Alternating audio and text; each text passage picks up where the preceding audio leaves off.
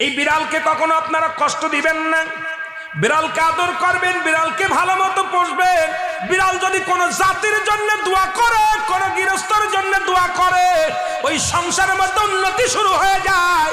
ওই সংসারের মধ্যে আর এক নাম্বার হলো, যে ঘরে বিড়াল থাকে সেই ঘরে জিন আসতে পারে না, জিন বাস করতে পারে না।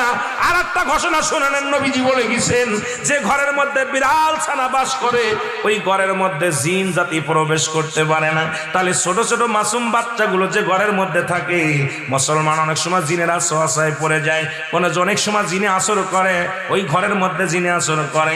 যে ঘরের মধ্যে বিড়ালকে আদর করে বিড়াল থাকে, ওই ঘরের মধ্যে বিলাই বিড়াল বিড়াল বিলাই বিলাই, এইটা যার ঘরের মধ্যে আছে এই ঘরের মধ্যে দুষ্ট জিনেরা আসতে পারে না। জোরে জোরে চিল্লায় বলা যাবে না মারহাবা।